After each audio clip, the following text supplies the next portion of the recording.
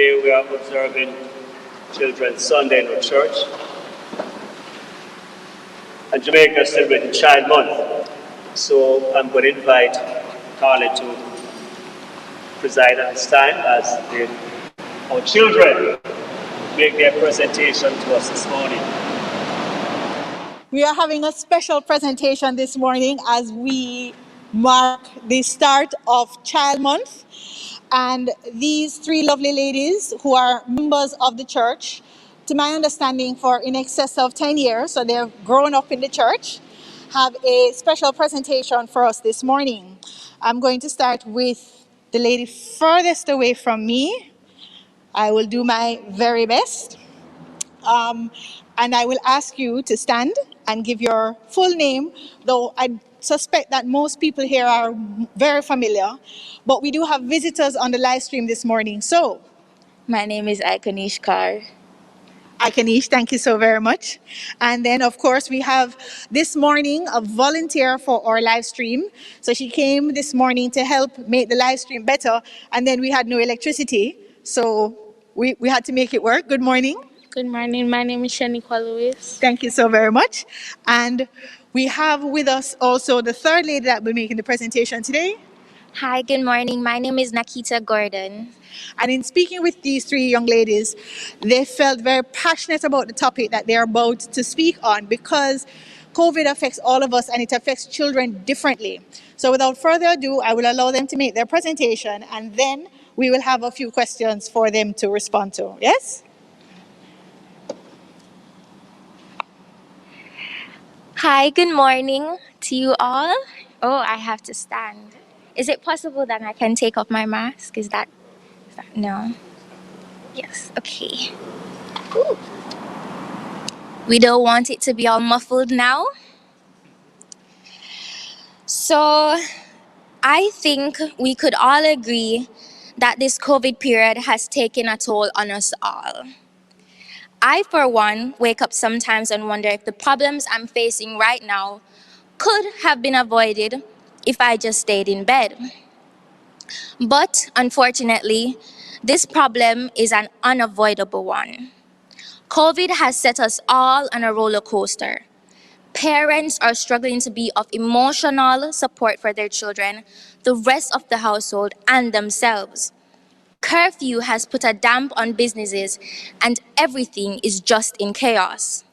Then we have the teachers who are trying their very best to get through this and assisting their students to the best of their abilities, especially teachers with children of their own. Now, I wouldn't exactly say some teachers aren't frustrating us students to some extent because, miss, why are you sending an assignment out at 10 o'clock in the night that is due tomorrow at 2? But I must also remember that they have it just as hard as we do, if not harder. COVID has made so many drastic changes to our lifestyles, it's almost unfathomable. And as a student, I can tell you that this experience has put me through a state of distress, which I'm sure my fellow students can relate to. It is definitely hard. We're lacking the motivation we so desperately need. We feel discouraged and alone.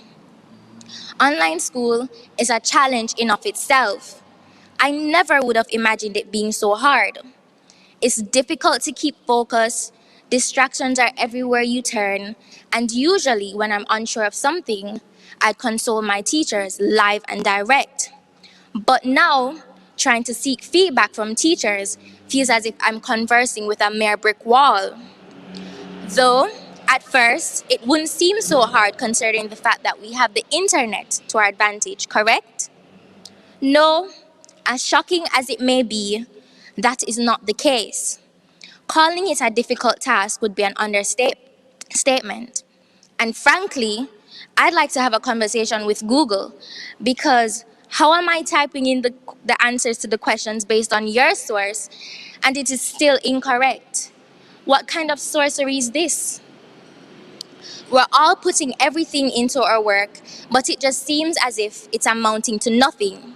It is nerve-wracking given that we all have SBAs, CXC, and CSEC coming up soon.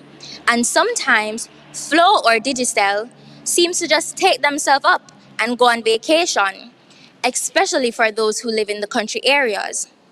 I sometimes wonder, what of the children with disabilities, such as blindness or deafness? What is being done to ensure those children are included in the learning process? Waking up every morning and seeing the number of deaths, the amount of lives lost, even those of our congregation, the tragedies we face as Jamaica and the world, it is terrifying, worrying, and leaves us all paranoid. We're unsure, distraught, and the state of our emotional and physical well-beings are at risk every day. It is at the point now where all we can do is hope and pray that it will come to an end sometime very soon. After all, these are unfair circumstances, having our lives come to a sudden stop, a sudden pause, and there isn't anything much we can do about it except for packing up with tissues, Lysol, and hand sanitizers. I was at a point, unfortunately, where I started questioning the motives of God. Where are you during all of this? Aren't you planning to help us? But his motives remained unclear, and as we say, God allows everything to happen for a reason. And whatever that reason may be, it must be important. So I suppose we will just have to continue to keep the faith and see what he has in store for us. And the question that lingers now is, where will we go when the quarantine thing done and everybody touch road?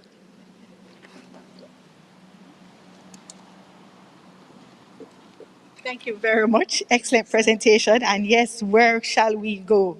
All right, so we have a second presentation. Thank you. Hello, good morning, my fellow congregation. So for me, the COVID has impacted my family and especially me because I'm going into the third farm and I basically didn't, I'ma just say it, I don't learn anything. I don't learn anything. So I'm trying my best, which my grandpa knows. I'm trying my best to understand the all online situation because I still don't have any ideas. For my mother now, she has to work very hard, but it's not coming through because people are barely coming to work, to our workplace and all of those stuff because of the COVID-19. For my teachers, I'm sending three assignments in one day, three. And sometimes when you do not send them in, there's going to be a problem because we can't finish them three in one day. We can't finish all three in one day. And we don't learn anything. So it's basically hard. And I don't know, but I want this quarantine thing to be finished, the COVID-19, because it's really hard on me. It's impacting my life very much because I want to learn something, but I'm not getting to learn anything fully as yet. So yeah, that's it. Thank you so much, Shaniqua. And for our final presentation this morning, and remember, since we have no amplification, you'll speak loud for the entire congregation. Yes? Let the Spirit take it right to the back of the church. Well, COVID has impacted me in many ways. School, family issues, personal issues, everything. School now, I am in grade 10 and I'm supposed to sit the CXC exam next year. And I'm up to a point where I honestly do not know what I'm going to write on the paper. Probably my name and that's it because I honestly don't know. My teachers are trying very hard, but it's online school is very complex and very complicated. As they have said, when they're sending 10 assignments a day due the next day or due in the night or something, or sending assignments 3 o'clock in the morning when we're supposed to be sleeping, it's a challenge, but I'm trying my best. COVID has impacted my family in ways that I can't explain. But we just gotta hold on until it's over. And I feel like as a country, we need to do better because there are things set in place and we're not following them.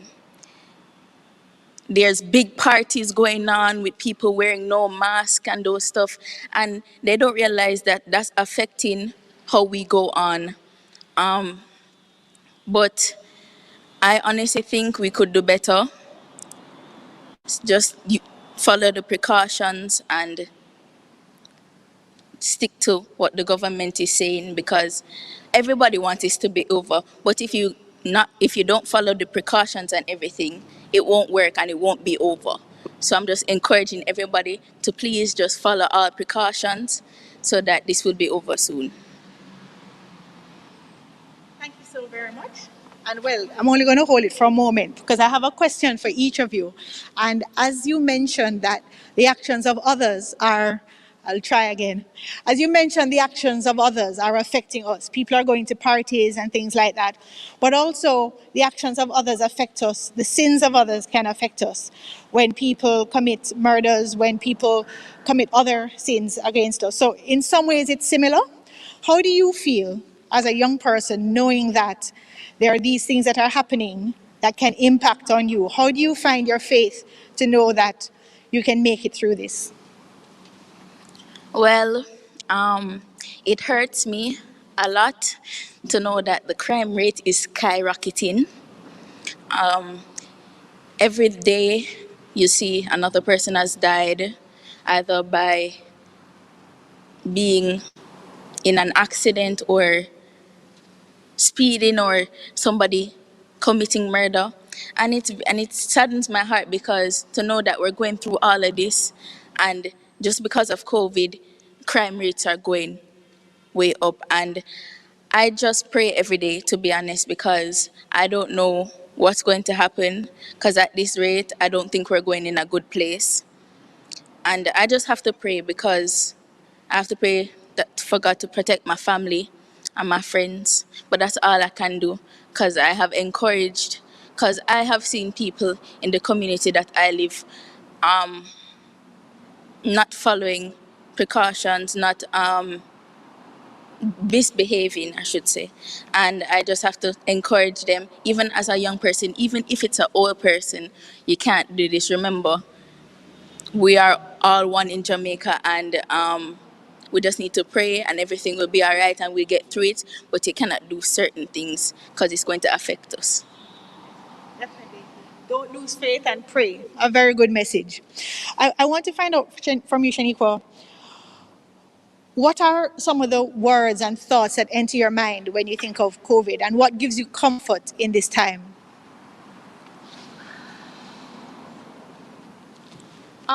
The words and thoughts that enter my mind is stress, to be honest, stress. Because this is getting stress. Because this is getting very hard for all of us in this COVID-19, and we all know. Because there's no school or anything. But what I do, as she said, we pray. We ask God for comfort. We ask Him for courage. You know, we pray for our families also because they're not working. So basically, there's no money and sometimes no food in the house can provide for us. So we just have to pray and ask God for encouragement. Is there anything that you do differently now because of COVID? I find myself start to pray a lot because I never used to pray a lot when I go to bed or in the mornings when I wake up. So I find myself praying a lot and asking for courage. Can I ask a confirmation? Do you find that you're praying even more than before? And it provides us with comfort, yes? Yes. Prayer is a good thing. So, Nikki, you get those final words? Yes. My question for you is, how can a church, how can a church help you in surviving this crisis? How can the church help you grow? How can the church help you see the back end of COVID-19? To be honest, there isn't really much that one can do in this period of time. But as a church, given the fact that we have been out for a very long time, you know, there's not many people here, but we're still here and we're still trying, which is good enough. But I think that, you know, occasional calls upon the children, occasional checkups, we could have a little Zoom session sometimes, which Father Pat has done before. Thank you very much. That was really helpful. Just to check up to see where we are. We have my dear friend, Mr. Porto over there, who has taken it up on himself to help me with mathematics, which is, I really thank him for it, because at this point in time, math is not my best friend. So just the little things are what matters. There isn't anything that is needed to be done extravagantly. Just being there is quite enough. What is the activity that you miss the most? Where will you go when it's you personally? Personally, there isn't really much activities that I do outside other than going to school. I really just stay inside and read half the time. But if there was one specific thing, it would most likely be coming to church and having Sunday school with the rest of my friends, and the ones that aren't here, which I miss so very much, but they're unable to be here. Some have migrated, some have taken it up on university, so you never know what could happen. And I would really love to have one more Sunday school with them. I echo that sentiment that you're talking to me, and on behalf of the congregation, I would like to thank you. I'd like to thank you all for that wonderful message that when we are coming to church every week, both virtually and in person, and when the restrictions are lifted, as the young people say, I think the young people are telling us, we must come back to church. And that we also need just friends, brothers, sisters who have maybe drifted because of this scourge of a pandemic to come back to church. So thank you. Thank you very much, ladies. I appreciate it. And we thank you, Archdeacon Cunningham, for allowing us this session. Ladies? Well done, well done. Could you give the man hand again? Well done, well done, well done. We have some wonderful young people, and we need to nurture them, as they say, and support them and call them from time to time. Thank you very much.